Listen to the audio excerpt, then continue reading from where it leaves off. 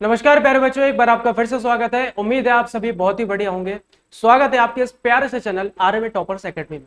सबसे पहले मैं आपको इस चैनल का इंट्रो दे देता हूं। अगर आप क्लास 11th में या 12th में हैं और आप जेई और नीट के एग्जाम की तैयारी कर रहे हैं तो हमारा ये चैनल आपके लिए बहुत ही ज्यादा हेल्पफुल है, क्योंकि इस चैनल के अंदर ना कि हम चैप्टर को डिटेल में पढ़ने का काम करते हैं, उसके साथ साथ जो प्रीवियस ईयर में क्वेश्चंस आए उनको भी डिस्कस करते हैं।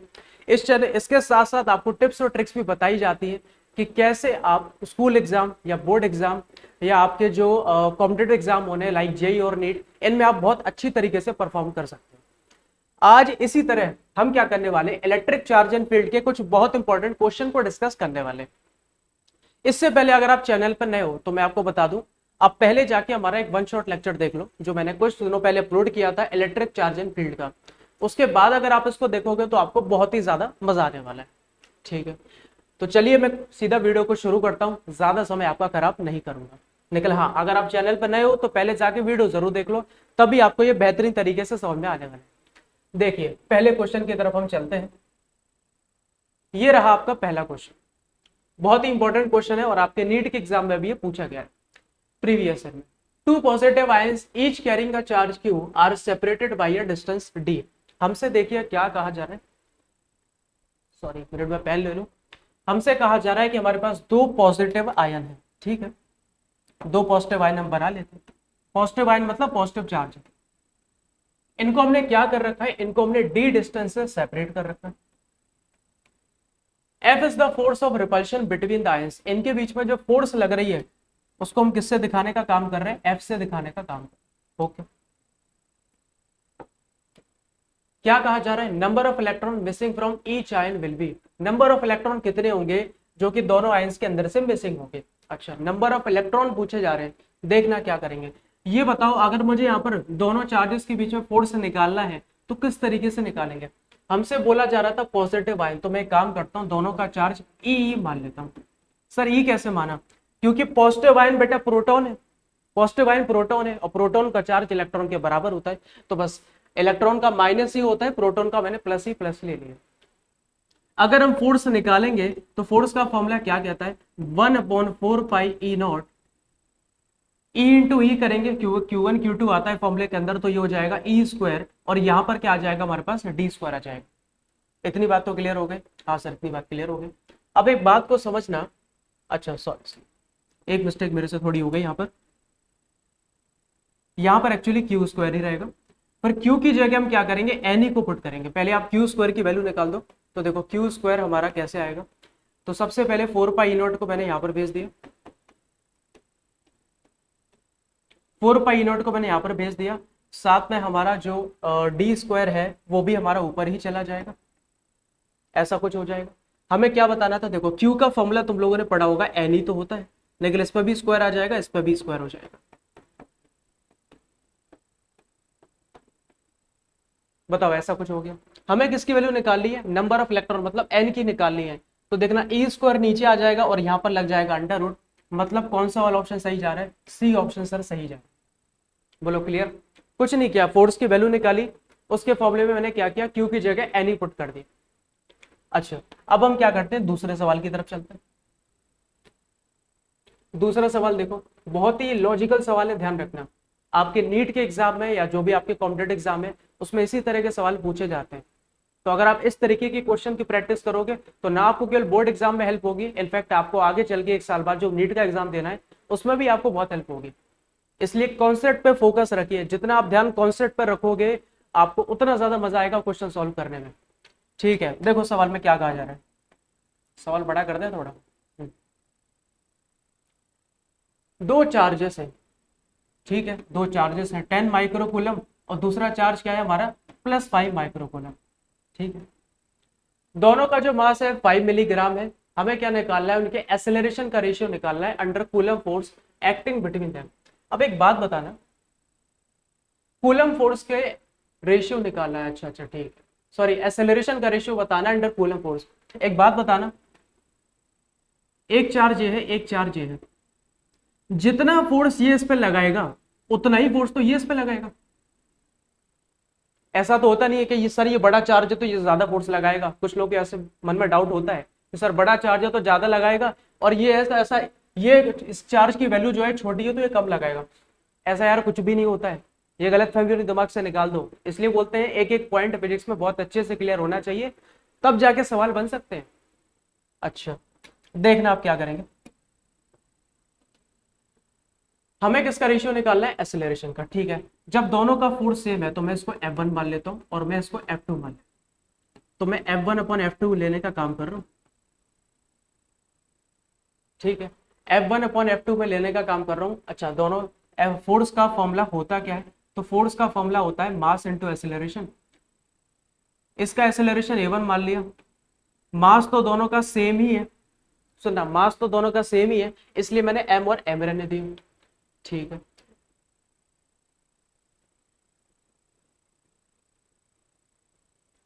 तब तो यार इसका आंसर देखो ये आ जाएगा। F1 F2 सेम है, M से तो M कैंसिल हो ही जाएगा क्योंकि दोनों का मास कितना है, 5 मिलीग्राम है। तो आंसर कितना आ गया, 1:1 आ गया। ऐसा हो गया। ठीक है, समझ गए, तो बी ऑप्शन सही हो गया। आगे चलने का काम करते हैं, देखो जरा और एक बढ़िया क्वेश्चन आ गया। The charges on two spheres are +7 microcoulomb and -5 microcoulomb respectively. They experience a force F. If each of them is given an additional charge of -2 microcoulomb, the new force of attraction will be. क्या कहा जा रहा है, सुनना ध्यान से। हमारे पास क्या थे, दो स्पेयर थे।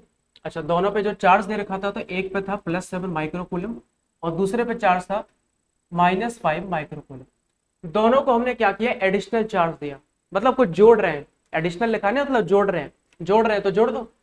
तो सुनना, यहाँ लिखा है +7, इसमें क्या जोड़ रहे हैं, -2 जोड़ रहे हैं। तो देखो ये हमारा चार्ज हो जाएगा +5 माइक्रोकूलम, और -5 में जब हम क्या करेंगे, -2 को जोड़ेंगे तो ये हमारा कितना हो जाएगा, -7 microcoulomb. The new force of attraction will be, मतलब जो नया फोर्स ऑफ अट्रैक्शन होगा वो कितना निकल के आएगा। और ये हमें पहले वाले के टर्म में बताना है। जैसे फॉर एग्जाम्पल इन दोनों के बीच में जो पहले फोर्स लग रहा था उसको किससे दिखा रहे हैं, एफ से दिखाने का काम कर। अब पूछा जा रहा है कि इन दोनों के बीच में जो फोर्स लगेगा वो पहले वाले से कितना डिफरेंट होगा। मैं बोल रहा हूं इसका ए ऑप्शन। देखते ही हो गया भैया, देखते ही हो गया। सर कैसे हो गया देखते, भैया ये बताना, चार्ज कितना था, +7 माइक्रोकूलम -5 माइक्रोकूलम। बाद में जब ऐड किया तो चार्ज कितना हो गया, सर ये +7 से +5 हो गया और ये -5 से -7 हो गया। अगर दोनों का प्रोडक्ट कर रहे हो तो प्रोडक्ट तो सेम ही निकल के आएगा। हाँ, साइन का फर्क पड़ेगा प्लस माइनस का, लेकिन जब हम फोर्स निकालते हैं तो हम केवल मैग्नीट्यूड पर फोकस करते हैं, प्लस माइनस से कोई लेना देना होता ही नहीं है। जब चार्ज सेम है, डिस्टेंस के बारे में कुछ पता है नहीं, तो डिस्टेंस को हम सेम ही मान के चलेंगे, तो फोर्स भी सेम रहेगा। इसलिए A option is the right answer. A option is the right answer. बोलो समझ गए। समझ गए हो तो वीडियो को लाइक कर देना और कमेंट जरूर कर देना। आगे चलने का काम करते हैं, देखो।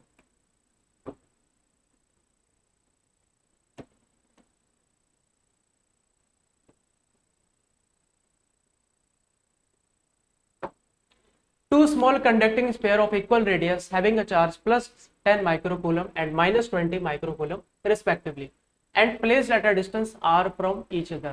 अच्छा, experiences a force F1। तो भैया फिर से वही कहा जा रहा है कि हमारे पास दो चार्जेस थे, एक है +10 माइक्रोकूलम और यहाँ पर हमारे पास जो चार्ज है -2 माइक्रोकूलम।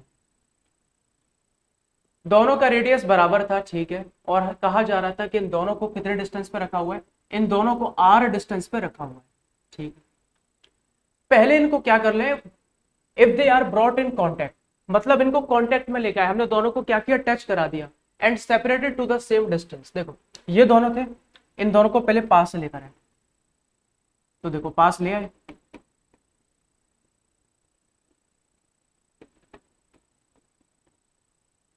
उसके बाद क्या कर रहे हैं, दोबारा दूर लेके जा रहे हैं, लो दूर भेज दिया।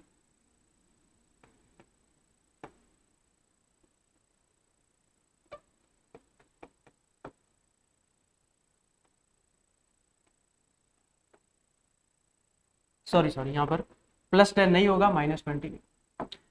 पूछा क्या जा रहा है, पूछा जा रहा है कि बताओ अब जो अच्छा कहा जा रहा है they experience the force F2, the ratio of F1 to F2 is, F1 और F2 का जो रेशियो होगा वो किसके बराबर है। तो हमें बस ये पता करना पड़ेगा क्या कांटेक्ट में लाने से इनके कोई चार्ज पे फर्क पड़ रहा है, तो पड़ तो रहा है। सुनना, मैं बोल रहा हूं पढ़ तो रहा है, किस तरीके का पढ़ रहा है वो सुनना ध्यान से। जब तुम दोनों इन दोनों को पास लेकर आओगे, सुनना, एक -20 माइक्रोकूलम है, +10 माइक्रोकूलम है, तो फिर ऐसा होगा कि जब दोनों कांटेक्ट में आ गए तो चार्जेस का फ्लो होगा। सुनना, क्या होगा, चार्जेस का फ्लो होगा। सर कहां से कहां होगा और चार्ज का फ्लो जब हो जाएगा तो दोनों में कितना चार्ज बचेगा, इतना दिमाग लगाने की जरूरत नहीं है, मैं एक सिंपल सी चीज बता रहा हूं वो याद रखो। तुम लोग क्या करो, -20 + 10 करो और 2 से डिवाइड कर दो। 2 से डिवाइड क्यों किया, क्योंकि 2 स्क्वायर है, 3 होते तो 3 से करते। हाँ ये कितना हो जाएगा, तो देखो ये हो गया -10 और 2 से डिवाइड कर दिया, तो फाइनल आंसर जो हमारे पास बचेगा -5 माइक्रोकूलम। तो मतलब सर -5 यहाँ पर भी आ जाएगा और -5 हमारा यहाँ पर भी आ जाएगा। बोलो इतना क्लियर। हाँ सर इतना क्लियर। बस F1 और F2 का रेशियो बताना है और क्या करना है, और डिस्टेंस तो दोनों केस में सेम ही रखा है। लो बता देते हैं। क्या फॉर्मूला होता है, के Q1 Q2 अपन R²। अच्छा चार्ज कितना था यहाँ पर था 10, यहाँ पर था -20, माइनस को लेंगे नहीं, किसको लेंगे, 10 को लेंगे सर। डिस्टेंस कितना था, R² था, ठीक है। F2 में कितना है, यहाँ पर तो K है, यहाँ पर 5 है, यहाँ पर भी 5 है, नीचे भी R² है। K से K चला गया, R² से R² चला गया, ठीक है। 5 2 जा 10 हो गया और 5 4 जा 20 हो गया। तो भैया रेशियो कितना आ रहा है, सर रेशियो आ रहा है, अरे यार ये मैच क्यों नहीं हो रहा, रेशियो यहां से जो निकल के आ रहा है फिलहाल 8:1, 8:1।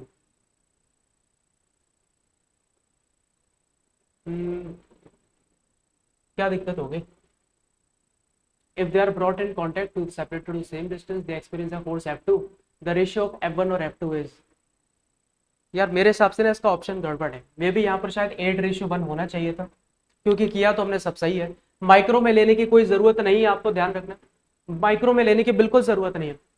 इसलिए नहीं है क्योंकि भैया 10 की पावर -6 से मल्टीप्लाई करोगे तो नीचे वाले माइक्रो से ऑलरेडी वो कट जाएगा। तो यार लिया तो सब कुछ सही था, -20 किया +10 किया, फिर कहाँ दिक्कत हो गई। ऑप्शन इसका गड़बड़ है। चलो आगे देखते हैं अगला सवाल। शायद वो 8:1 जो लिखा है उसकी जगह 1:8 होना था, लेकिन प्रिंटिंग मिस्टेक किताब में भी कई बार हो जाती है। ये मत सोचना सर ने गलत कर दिया, अब देखो किताब से मिस्टेक हो जाती है तो हमसे होना तो बड़ी नॉर्मल सी बात है, हम तो इंसान ही हैं।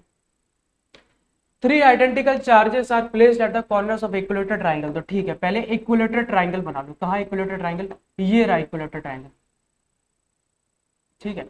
बस समझ लो, मान लो कि इक्विलेटरल ट्राइंगल है, आइडेंटिकल चार्जेस मतलब तीनों चार्जेस कैसे हैं, बराबर है, तो यहाँ पर Q Q Q, ठीक है। क्या कहा जा रहा है, if the force between any of two charges, मतलब चाहे ये दोनों चार्जेस ले लो, ये दोनों ले लो, या ये दोनों ले लो, किन्हीं भी दो चार्जेस के बीच में, अच्छा ये तो सब मानते हो ना, इक्विलेटरल ट्राइंगल है तो जो डिस्टेंस होगा या तीनों साइड्स कैसी होंगी, बराबर होंगी। तो कहा जा रहा है क्या, if the force between two charges is F, किन्हीं भी दो चार्जेस के बीच का फोर्स मैं क्या ले रहा हूँ, F ले रहा हूँ। अब वो चाहे तुम इन दोनों के बीच में मान लो, इन दोनों के बीच में मानो, या इन दोनों के बीच मानो, वो तुम्हारी मर्जी है, ठीक है। क्या पूछा जा रहा है, net force on each charge, भैया नेट फोर्स निकालना है, ठीक है, निकाल देंगे सर नेट फोर्स, वो कौन सी बड़ी बात है, कैसे निकालेंगे, देखो एक बात बताना, ये प्लस का चार्ज है तो ये प्लस के चार्ज को क्या करेगा, रिपेल करेगा। तो यार ये क्या, ये प्लस का चार्ज है तो इसको रिपेल करेगा इस डायरेक्शन, सेम चार्ज है तो रिपेल करेगा उधर की तरफ। ये भी प्लस का चार्ज है तो ये भी क्या करेगा, रिपेल करेगा बाहर की तरफ। बताओ ऐसा कुछ हो जाएगा, हाँ सर ऐसा कुछ हो जाएगा, बिल्कुल सही है। अब इस बात को जरा ध्यान से समझना, इस फोर्स को मैं एक काम कर रहा हूँ F1 से दिखाने का काम कर रहा हूँ, इस फोर्स को मैं क्या कर रहा हूँ F2 से दिखाने का काम कर रहा हूँ।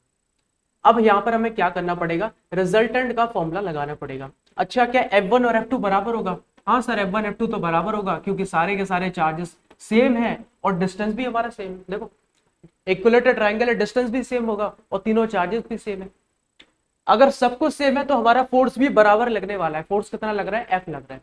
बिल्कुल ठीक है। अच्छा, अब क्या पूछा जा रहा है? हमें बस ये निकालना है, नेट फोर्स निकालना है। ठीक है सर, निकाल दे।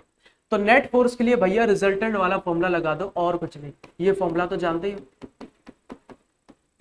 देखो मैं चाहूं तो बहुत ज्यादा डायरेक्ट कर सकता हूं, लेकिन तुम लोगों के लिए क्या, चलो ठीक है, सामने वाला स्टूडेंट पहली बार देख रहा है, इसलिए मैं थोड़े स्टेप सही से लिख के बता रहा हूँ कि हाँ ये कैसे आया, ये कैसे आया। वरना भाई साहब कुछ टीचर क्या करते हैं, हाँ ये ऐसे लग गया, ये ऐसे लग गया, ठीक है, F1 F2 को करेंगे क्या आ जाएगा, √2F आ जाएगा, ऐसे करके बता देते। लेकिन ऐसे यार तुम लोग को समझ में नहीं आएगा, इसलिए मैं प्रॉपर तरीके से बता। ये क्या हो गया सुनना, F² हो गया, ये भी F² हो गया, मतलब इसे तो 2F² लिख दो, ये भी 2F² हो गया। कॉस थीटा, थीटा क्या होता है सुनना, थीटा जो होगा इन दोनों के बीच का एंगल हो, और कुछ। तो सर ये एंगल कितने के बराबर होगा? भैया ये बताना, अगर ये 60 है तो ये भी तो 60 हो जाएगा, वर्टिकली अपोजिट एंगल की वजह से। तो यहां पर क्या करो, 60 रखो। cos 60 की वैल्यू कितनी होती है? cos 60 की सर जो वैल्यू होती है वो हमारी होती है 1/2। तो 2 से 2 कैंसिल हो गया, अंदर आ रहा है √3F² करके आंसर आ रहा है। उसको जब बाहर निकालेंगे, मतलब C option is the right answer. C option is the right answer. बोलो समझ गए? ठीक। चलिए बेटा नेक्स्ट क्वेश्चन की तरफ चलते हैं। अब बेटा जो क्वेश्चन हम करने वाले हैं ये बहुत इंपॉर्टेंट क्वेश्चन है, और ये भी आपके नीट के एग्जाम में ही पूछा गया था। और जब ये क्वेश्चन आया था तो आधे से ज्यादा बच्चे से छोड़कर आए।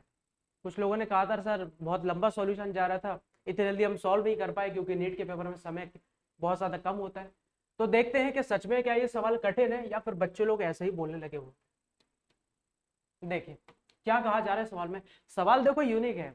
इस बात को आप समझो कि नीट का जो पेपर बनता है या किसी भी कॉम्पिटेटिव एग्जाम का बनता है वो एनसीईआरटी बेस्ड नहीं बनता। कहने की बात होती है एनसीईआरटी बेस्ड बनता है। एनसीईआरटी के क्वेश्चन देखते हैं जो बोल रहे हो एनसीईआरटी बेस्ड बनता है। अब तो बोर्ड भी, इस बार का जो बोर्ड का पेपर आया था वो देखना कितना अलग था। बोर्ड के पेपर में एनसीईआरटी के क्वेश्चन पूछे नहीं जा रहे, बोलते हैं कि बोर्ड तो पूरा एनसीईआरटी बेस्ड होता है। तो कंपटीशन में कहाँ से पूछे जाएंगे? पेपर सिलेबस में से आता है ना, तो किसी किताब में से आता है, ना किसी मॉड्यूल के थ्रू आता है। आपको बस प्रैक्टिस पे पूरा फोकस करना है, तभी आप कोई भी पेपर क्रैक कर सकते हो। Charge Q2 of mass m revolves around a stationary charge Q1। ठीक है, तो सबसे पहले सर्कल हम बना लेते हैं। लो ये बना लिया सर्कल। क्या कहा जा रहा है, हमारे पास एक चार्ज Q2 है जो कि सर्कल में घूम रहा है। जो चार्ज हमारा घूम रहा है Q2, इसका मास कितना है? तो बोला जा रहा है इसका मास कितना है, m। ये हमारा revolves around a stationary charge Q1 in a circular orbit of radius, मतलब जिसके अराउंड घूम रहा है, तो Q1 कहीं ना कहीं सेंटर में होगा। रेडियस कितना दे रखा है? तो बोला जा रहा है रेडियस जो है r के बराबर है। The orbital periodic time of Q2 would be, मतलब Q2 जो घूम रहा है तो उसका टाइम पीरियड हमें निकालना है एक कंप्लीट चक्कर के लिए, कितना निकल के आएगा। दिक्कत बस यही बन जाती है बेटा कि हम क्या करते हैं, चीजों को डायरेक्ट करने के लिए जाते हैं। हम सोचते हैं कि टाइम पीरियड निकालना है, यस या सर ने तो कोई टाइम पीरियड का फॉर्मूला बताया नहीं। लेकिन कई बार चीजें सिंपल नहीं पूछी जाती, हमें 3-4 चीजों को मिलाकर सोचना पड़ता है कि हाँ यहाँ पर ये वाला कॉन्सेप्ट यूज पड़ेगा या ये वाला पड़ेगा। जैसे जब सर्कल की बात आ जाए तो सर्कल में बस एक बात ध्यान रखना कि कोई भी बॉडी अगर सर्कल में घूम रही है तो मतलब सर कहीं ना कहीं उस पर सेंट्रीपिटल फोर्स तो काम करेगा। बोलो इस बात से तो सहमत हो? हाँ सर इस बात से बिल्कुल सहमत है। इसका फॉर्मूला क्या होता है, K Q1 Q2 और डिस्टेंस कितना था दोनों चार्ज के बीच का, R। तो ऐसा कुछ हो गया। ये क्या है, सेंट्रीपिटल फोर्स। सेंट्रीपिटल फोर्स का फॉर्मूला mv² होता है और इसका मास m भी दे रखा है। ठीक है सर, यहां से तो कुछ बात बनती नजर ही नहीं आ रही, टाइम पीरियड निकालना है। आएगा देखो सब धीरे धीरे आएगा। ये बताना क्या v इज आर ओमेगा होता है? हाँ सर बिल्कुल होता है। तो आर ओमेगा रख दो यहाँ पर। तो आर ओमेगा रखोगे, आर से आर कैंसिल हो जाएगा, तो ऐसा कुछ हो गया। बोलो ये क्लियर है? ठीक है। अब इस आर को हम क्या करेंगे, सुनना ध्यान से, इस आर को हम नीचे की तरफ भेज देंगे। इस आर को हम नीचे की तरफ भेजेंगे और ओमेगा की जगह हम फॉर्मूला रखने का काम करते हैं। जब आर हमारा नीचे की तरफ चला जाएगा तो सुनना ये क्या होगा, ये हो जाएगा, अच्छा इसको भी भेज दें एम को भी, काम तो केवल ओमेगा का है वहां पर। तो हम वहां पर क्या कर रहे हैं, केवल ओमेगा को छोड़ रहे हैं। ओमेगा स्क्वायर के Q1 Q2 upon are square, और नीचे क्या आ गया, नीचे आ गया एन। ओमेगा का फॉर्मूला 2 पाई अपॉन टी होता है, उसका स्क्वायर किया तो ये हो गया 4 pi square upon T square.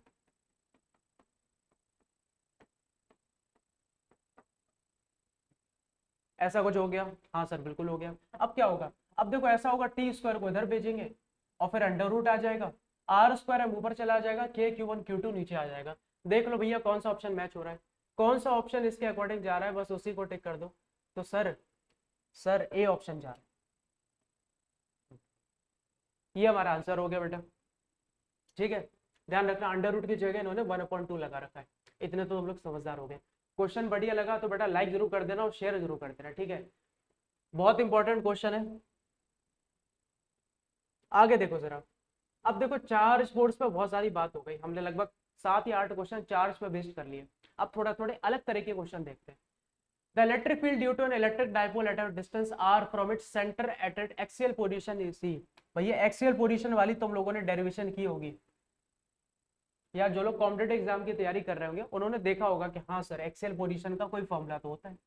तो एक्सियल पोजीशन पर जो इलेक्ट्रिक फील्ड है ई है, if the dipole is rotated through an angle of 90 degree, ठीक है, about it's perpendicular axis, the electric field at the same point will be.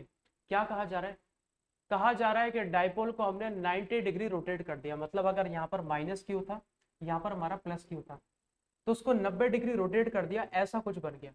सुनना, अगर इसको 90 डिग्री रोटेट कर दिया और ये कुछ ऐसा बन जा रहा है, तो इसका मतलब जानते हो क्या है, कि अब कहीं ना कहीं इक्वेटोरियल पोजीशन की बात हो रही है। भैया इक्वेटोरियल पोजीशन में तुम लोगों ने कभी फोकस किया, डायपोल और ऊपर वाली ये पोजीशन जो रहती है, इसके बीच में कितने का एंगल बनता है सर, 90 डिग्री का बनता है, ठीक है। अच्छा, यहां पर इलेक्ट्रिक फील्ड ई है, तो बोला जा रहा है 90 डिग्री घुमाने पर इक्वेटोरियल पे कितनी होगी, सुनना कितनी होगी, मैं बोल रहा हूं E/2 होगी।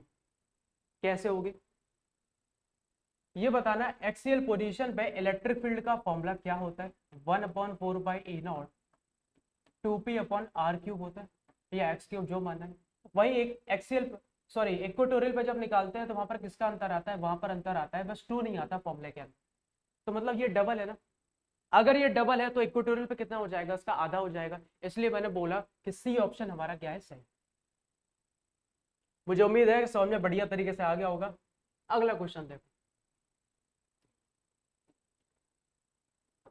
a point q lies on the perpendicular bisector of electric dipole of dipole moment p if the distance of q from the dipole is r। अच्छा, परपेंडिकुलर बाइसेक्टर, भैया वो किसकी बात की जा रही है, सुनना ध्यान से, इक्वेटोरियल पोजीशन की बात की जा रही है और कुछ भी नहीं है। इक्वेटोरियल पोजीशन पे फॉर्मूला क्या निकल के आता है सर, फॉर्मूला तो आता है 1/4 पाई E0 P/r³, ऐसा करके कुछ निकल के आता है। तो बोला जा रहा है इलेक्ट्रिक फील्ड जो है किस तरीके से प्रोपोर्शनल है, तो देखो P की पावर तो 1 है और R की पावर 3 है, बट ऊपर लेके आएंगे तो -3 हो जाएगा, मतलब D option is the right answer, D option is the right answer. बोलो आ गया समझ में, ठीक है, आ गया तो देखो फिर आगे बढ़ते हैं।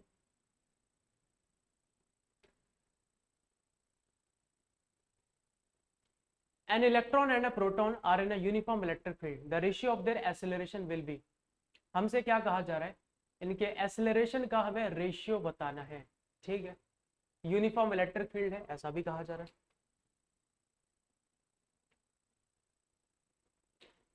अब ये बताना, सुनना ध्यान से, बड़ा आसान सवाल है इसका। अच्छा वैसे एक तुक्का बताऊं, यहाँ पर बेटा तुक्का लगाने की भी टेक्निक बताई जाती है। तुक्का देखना क्या है, जनरली देखो, तुक्का है तो देखो, तुक्के में कोई गारंटी नहीं होती, तुक्के में केवल अंदाजा होता है। जनरली ऐसा होता है ऐसे केस में कि जो बड़ा वाला ऑप्शन है वो जनरली सही हो जाता है, जनरली, हर बार ऐसा गारंटी नहीं है, निकल जनरल तौर पर ऐसा होता है। अब ऐसा किसी कॉम्पिटेटिव एग्जाम में मत करना वरना नेगेटिव मार्किंग हो जाएगी, तो लॉस तो तुम लोग का होगा। स्कूल एग्जाम में कर सकते हो कि अगर नहीं आ रहा तो सर बड़ा ऑप्शन कौन सा है, डी ऑप्शन है, वो राइट आंसर है, और इसका आंसर ही बेटा ये है। खैर मैं तुक्के से नहीं बता रहा हूँ, मैं लॉजिक से समझा रहा हूँ। ये बताना, यूनिफॉर्म इलेक्ट्रिक फील्ड में घूम रहा है इलेक्ट्रॉन और प्रोटॉन, क्या इलेक्ट्रॉन और प्रोटॉन का चार्ज सेम होता है, हाँ सर चार्ज तो सेम होता है, मतलब दोनों में फोर्स भी सेम लगेगा। अच्छा, अगर दोनों में फोर्स सेम लगेगा तो सुनना ध्यान से, क्या बोला जा रहा है, रेशियो ऑफ देयर एक्सेलरेशन। तो एक काम करो तुम लोग पहले फोर्स का रेशियो निकाल दो, सर फोर्स का फॉर्मूला क्या होता है? फोर्स का फॉर्मूला होता है मास इनटू एक्सेलरेशन। बताओ, यही फॉर्मूला होता है। तो एक काम करते हैं, इसको एम ही मान लेते हैं। चलो M1 A1 मान लो। ये इलेक्ट्रॉन की बात की जा रही है और ये प्रोटॉन की बात करी जा रही है। अब देखना, जब दोनों फोर्स सेम है तो ये तो कैंसिल हो जाएगा, M2 उधर चला जाएगा, M1 इधर आ जाएगा। इसलिए ये वाला ऑप्शन सही है, the ratio of masses of electron and proton. अब ये मत सोचना कि M1 M2 कहाँ है सर, इसकी तो वैल्यू हमें दे नहीं रखी। अरे यार, ऑप्शन के हिसाब से चलो, सही ऑप्शन है, नंबर अपने आप मिल जाएगा। नहीं निकल रहा तो नहीं निकलने दो, क्या दिक्कत है? तुम डायरेक्ट निकाल सकते हो तो डायरेक्ट निकालो। अगला क्वेश्चन, ये भी बढ़िया सवाल। Particle of mass 20 gram and charge -3 milli-coulomb moving with a speed 40 metre per second enters a region of electric field 80 newton per coulomb. ठीक है, in the same direction of electric field speed of particle after 3 second. Particle की speed बतानी है after 3 second. तो देखो, हमें electric field का idea दे रखा है, हमें यू दे रखा है, हमें मास दे रखा है और हमें चार्ज दे रखा है। इतनी सारी बातें हमें दे रखी। देखो, जब हमें स्पीड निकाली है वो भी 3 सेकंड के बाद, मैं यहाँ पर क्या कर रहा हूँ, इक्वेशन ऑफ मोशन लगा रहा हूँ। वो भी कौन सी? ये वाली। ठीक है सर, वी तो निकालना है, यू दे रखा है, सर ए तो दे ही नहीं रखा, वो कैसे निकालेंगे? वो भी देखो निकल जाएगा। ये बताना, इलेक्ट्रिक फील्ड दे रखी है, चार्ज दे रखा है और मास तो खैर गिवन है ही। F is equal to formula होता है क्यू ई। हाँ सर, फॉर्मूला तो होता है। चार्ज कितना है? सर चार्ज हमारा है -3 मिली कूलम। अगर -3 मिली कूलम है तो -3 को रहने दो, केवल 3 मिली कूलम को ले लो, तो 3 × 10 की पावर -3 हो जाएगा। इलेक्ट्रिक फील्ड होती है 80, तो यहाँ पर 80 लिख लो। 80 × 3 करेंगे तो ये कितना हो जाएगा हमारा? ये हो जाएगा 240 × 10 की पावर -3 न्यूटन। इतना हो गया। 240 × 10 की पावर -3 न्यूटन हो गया। इसके अलावा हमें तो क्या निकालना है? एक्सेलरेशन निकालना है। तो क्या फोर्स का फॉर्मूला मास इंटू एक्सेलरेशन होता है? सर बिल्कुल होता है। मास कितना है? सर मास तो है 20 ग्राम, तो उसको भी 10 की पावर -3 से मल्टीप्लाई कर लो। 10 की पावर -3 से 10 की पावर -3 कैंसिल हो जाएगा, 0 से 0 कैंसिल हो जाएगा, 2 से 24 कैंसिल होगा, तो एक्सेलरेशन आ गया 12। ये क्वेश्चन भी अपने आप में अलग है। एक्सेलरेशन 12 पुट करो, यू तो तुम लोग को पता ही है, तो 40 + 12 × 3, 12 3 जा 36, मतलब 76 मीटर पर second is the right answer. बोलो आ गया समझ में? हाँ सर आ गया। लो भैया, ये कुछ आसान से सवाल पूछे जा रहे हैं। One of the following is not a property of electric field lines. तो पहला है, field lines are continuous curve without any breaks, two field lines can not cross each other, field line start at positive charge end at negative charge, they form close loop. नहीं भैया, close loop नहीं बनाती है, close loop नहीं बनाती है, क्योंकि electric field line positive से निकलती है तो पॉजिटिव में आगे खत्म नहीं हो सकती। लूप का मतलब है जहां से स्टार्ट किया वहीं आगे खत्म करना। Electric line of forces due to negative point charges, circular anticlockwise, circular clockwise, radial inward या रेडियल आउटवर्ड। इसका आंसर है सी, रेडियल इनवर्ड। ऐसी तो होती है।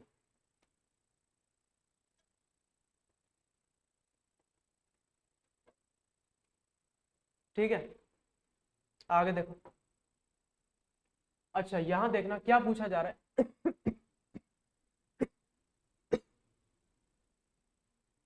एक डायग्राम दे रखा है तुम लोगों को, ठीक है, डायग्राम मेरे हिसाब से अच्छे से विजिबल होगा।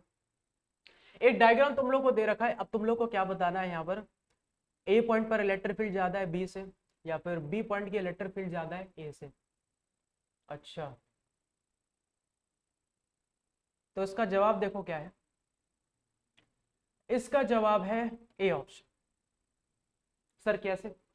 अरे यार ये बताओ, इलेक्ट्रिक फील्ड लाइंस यहाँ पर पास है तो यहाँ इलेक्ट्रिक फील्ड स्ट्रांग होगी। इलेक्ट्रिक फील्ड लाइंस जितनी दूर जाती हैं, इनके मैग्नीट्यूड यानी कि वैल्यू क्या होती है, उतनी कम हो जाती है। इसलिए ये वाला ऑप्शन सही है।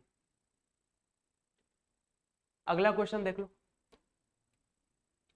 In the region intensity of electric field is given by इतना, the electric flux through a surface S is equal to 10 I cap region. हाँ, क्या निकालना है? Electric flux. भैया फाई इज इक्वल टू, ये फॉर्मूला तुम लोगों ने पढ़ा होगा,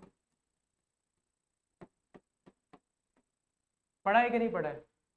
कि नहीं बोलोगे कि सर हमने तो कॉस थीटा वाला पढ़ा है, ये कहां से आ गया? अरे भैया कॉस थीटा ये डॉट प्रोडक्ट हटने के बाद ही आता है।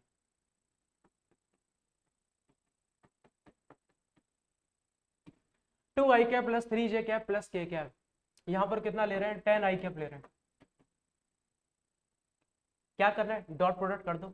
डॉट प्रोडक्ट क्या कहता है कि आई कैप का केवल आई कैप से मल्टीप्लाई करो, तो ये क्या हो जाएगा? 10 टू जा 20, आई कैप इंटू आई कैप, तो आई कैप स्क्वायर होता है, तो उसकी वैल्यू कितनी हो गई? 1 के बराबर हो गई। तो मतलब इसका आंसर कौन सा हो जाएगा? 20 वाला हो जाएगा। तो मतलब D option is the right. अगला सवाल, cylinder of radius r and length l. हाँ तो पहले सिलेंडर ही ले ले।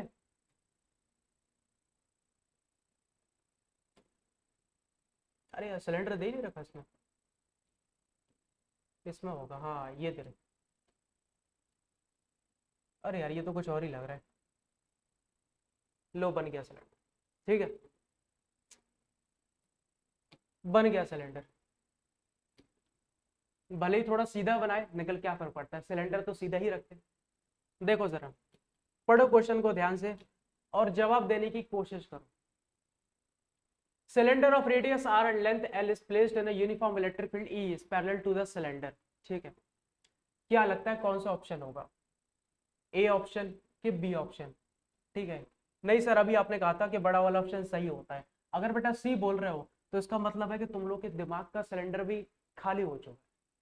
सच बता, इसका आंसर है डी, जीरो।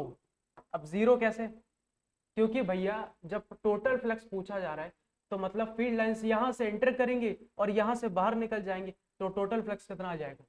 जीरो। अगला सवाल, charge Q is placed at the centre of a open end cylindrical vessel. अच्छा ठीक है, flux of the electric field through surface of the vessel. हम्म, देखो क्या कहा जा रहा है, ओपन एंड सिलेंड्रिकल वेसल। ठीक है, flux of the electric field through the surface of vessel. ध्यान से समझना, ध्यान से समझना, सुनना। हमसे इस बार ऐसा कहा जा रहा है कि इसका एक एंड जो है वो हमने बंद कर दिया, ये बंद है भैया, इसका भी जीरो मत बोल देना। यहां जीरो बोला तो बेटा फिर तो पाप है, पाप। ठीक है, बड़ा वाला सांप या मच्छर आके काटेगा रात को तुमके, अगर तुमने ये बोला कि सर जीरो। क्यों ऐसा मैं बोल रहा हूं, सुनना ध्यान से। भैया एक बात बताना, पिछले वाले केस में हो रहा था यहां से एंटर हो रही थी, यहां से बाहर निकल जा रही थी। यहाँ क्या हो रहा है? यहाँ तो भैया बंद है। जब बंद है, सुनना ध्यान से, जब बंद है तो यहां से बाहर तो निकल ही नहीं पाएगा। तो ये पिछले वाला ऐसा सेम केस तो बिल्कुल नहीं है। तो सर इसका आंसर क्या होगा? तो सुनो जरा, इसका आंसर क्या होगा। क्या निकालना है? Total flux through the surface of vessel. इसका आंसर है सी ऑप्शन। अब कुछ लोगों को लग रहा होगा सर शायद बी हो सकता है, क्योंकि फ्लक्स का फॉर्मूला होता है क्यू अपॉन ई नॉट। ऐसा नहीं है, ऐसा बिल्कुल नहीं है, क्योंकि भैया जो चार्ज यहां पर रखा हुआ है उसकी कुछ फील्ड लाइंस तो नीचे जाएंगी। हमसे क्या पूछा जा रहा है? थोड़ा सा सरफेस ऑफ वेसल जो बाहर जा रही है, तो हम मान के चल रहे हैं कि फील्ड लाइंस यूनिफॉर्म होगी, तो जितनी नीचे जा रही है उतनी ऊपर जा रही है। नीचे वाले को तो लेंगे नहीं ना, क्योंकि हमें ऊपर वाले के लिए निकालना है। तो ऊपर वाले के लिए मैंने क्या कहा, बस ऊपर वाले के लिए मैंने कहा कि आधी नीचे जा रही है आधी ऊपर जा रही है, इसलिए नीचे टू आ, मतलब फ्लक्स कितना आ रहा है? आधा निकल के आ। हो गया answer.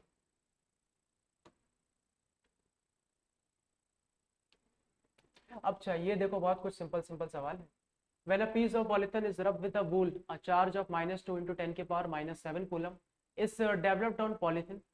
What is the amount of mass which is transferred to polythene? अच्छा कहा जा रहा है एक पॉलीथीन को जो हमने रब किया वूल के साथ, उस पर चार्ज आया हमारा इतना।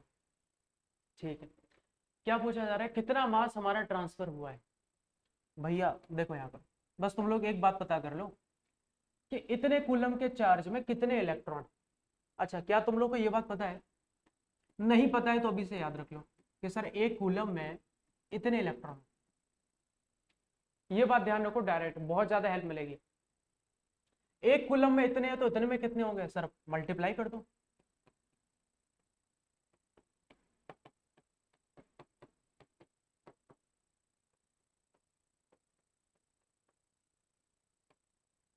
कितना हो जाएगा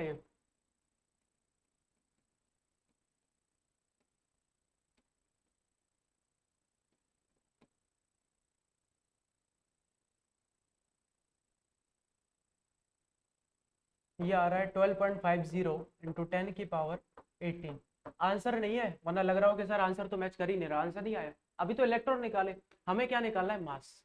ठीक, ये बताना है एक इलेक्ट्रॉन का मास कितना होता है। सर एक इलेक्ट्रॉन का मास होता है हमारा 9.1 इंटू 10⁻−31 kg। यहाँ कितने इलेक्ट्रॉन है सर, यहाँ पर जो इलेक्ट्रॉन है वो है 10⁻18 इंटू 12.50। यार एक मिनट रुको, पर ना यार थोड़ा सा कैलकुलेशन मिस्टेक हो गई थी, यहाँ पर मैंने गलती से 18 लिख दिया। यहाँ पर ऐसा होगा, यहाँ पर 18 है और यहाँ पर -7 है, तो फिर ये 11 निकल के आएगा। और जब इसका तुम लोग मल्टीप्लाई करोगे तो तुम्हारा जो फाइनल आंसर जाएगा 100% तो नहीं, अप्रोक्स आएगा 11.38 इंटू 10⁻−19 kg। ठीक है भैया, यही वो क्वेश्चन थे जो आज हमने पढ़ने का काम किए। उम्मीद है आपको वीडियो बहुत पसंद आई होगी। अगर पसंद आई है तो अपने दोस्तों के साथ जरूर शेयर करिए। ये वीडियो ज्यादा बड़ी नहीं है तो उसके अंदर सारे क्वेश्चन कवर आउट नहीं हो पाए। अब अगर आप चाहते हो कि मैं और क्वेश्चंस अपलोड करूं कुछ इसी तरह के जो कि आपके कॉम्पिटेटिव एग्जाम के भी हो, जो आपके बोर्ड में भी पूछे जा सकते हैं, और कुछ रिटन क्वेश्चन भी लेकर आऊं, क्योंकि अभी तो मैंने एमसीक्यू बताया, कुछ बेटा ऐसे रिटन क्वेश्चन है जो कॉम्पिटेटिव एग्जाम के भी नहीं होते और वो बहुत ज्यादा परेशान करते हैं, 3 नंबर की कैटेगरी में पूछे जाते हैं। तो अगर आप चाहते हो मैं वैसे सवाल लेकर आऊं तो कमेंट जरूर करो। अगर आप कमेंट करोगे तो मैं जरूर वीडियो आपके लिए लेकर आऊंगा। अदरवाइज वरना अगली वीडियो में इलेक्ट्रिक पोटेंशियल कैपेसिटेंस के ऊपर डालूंगा। तब तक के लिए अच्छे से पढ़ाई करते रहिए। कोई भी डाउट है तो नीचे सेल्फ नंबर मेरा दिया है, उस पर आप पूछ भी सकते हैं। ठीक है, मिलते हैं नेक्स्ट वीडियो के अंदर, बाय।